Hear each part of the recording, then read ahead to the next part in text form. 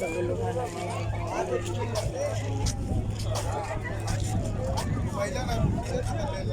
अरे यार अब कितना घुमाया ऐसे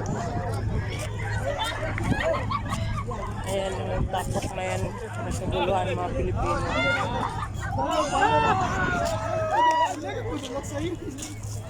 Ano talaga sila, nakakahiya.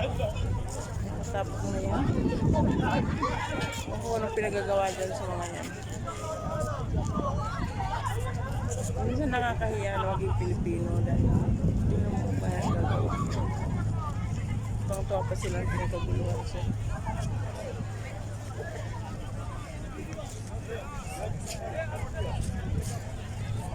Uy, may saranggula. Nagpapalapit ng saranggula. Ay, nagpapalipad ng saranggula. Yan, no? Ayan, no? Nagpapalipad ng saranggula. Diyos ko po.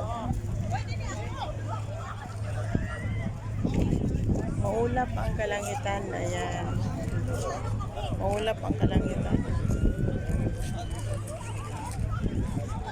Parang uulan. So, ngayon, uwi na tayo. Kasi nga, uulan.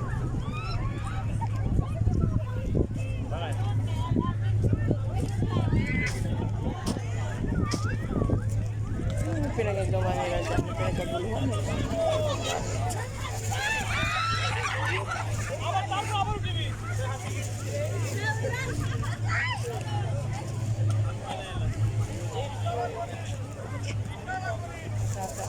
Nakakahiya ka mga ito.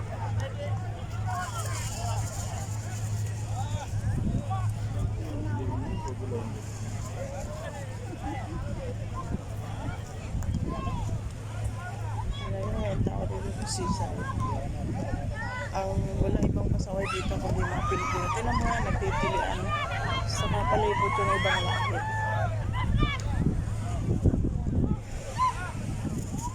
Diyan nakakahiya yung mga kapwa ating Pilipino. Kasi nga hindi naman inaanong sa mga. Ano may isa pa? Magtatalo.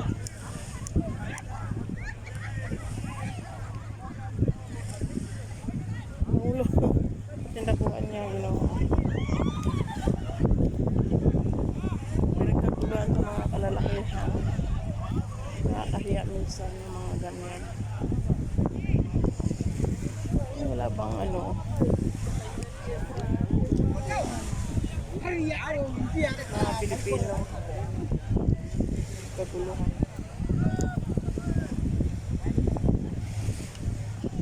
Andito ako sa seaside nga pala. Ano siya, malakas ang alon ngayon. Ay, bilatang ka. nalubong ko sa ano, sa lumot. Lakas ng alon, no? Ang lakas ng alon.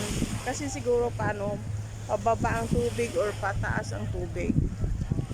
Malakas din ang hangin. Medyo kasi makulimlim. Kasi siguro malakas ang alon, malakas ang hangin. Ayan. Malakas ang hangin at makulimlim siya kaya maalon. Tama malakas ang alon. Dito ako sa seaside. Masok muna ako sa simbahan. Pagkatapos, nagpunta ako dito. Ayun nga na, anuhan ko nga yun. Mga Pilipino, nagtitilian sa harapan ng mga kapwa natin, ibang lahi. Uy, Diyos ko po, wala silang kaano-ano sa sarili nila. Nakakahiya. Bilang isang Pilipina, nahihiya ako sa pinagagawa nila. Pwede naman na nakahit na kunting respeto sa sarili. Pero wala ko.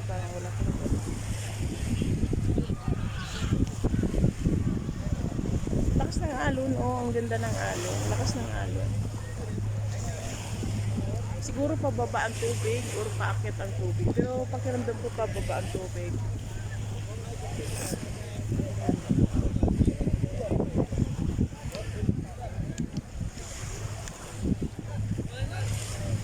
Ang ganda nung sa alon.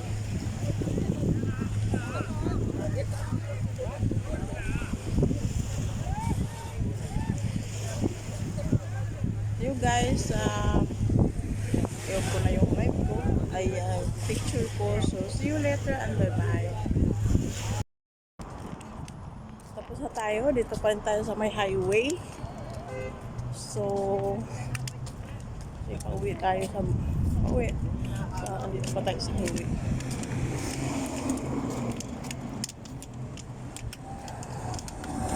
Pauwi tayo, pauwi.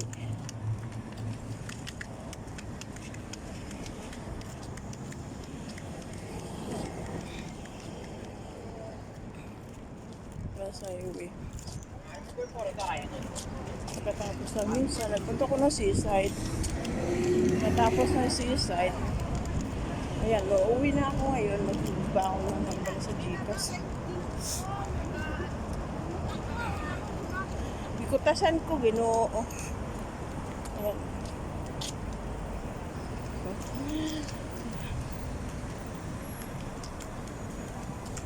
Kutas kayo, kutas. Kapihan ka nito.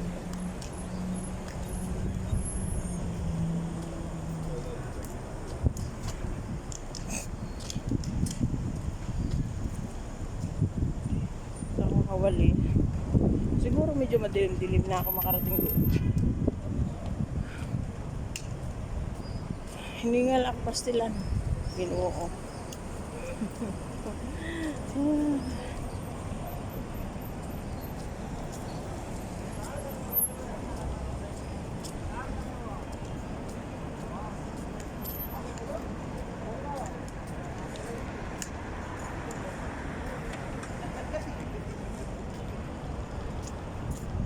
Ayan. Dito na lang kaya mahulog ng Gcash.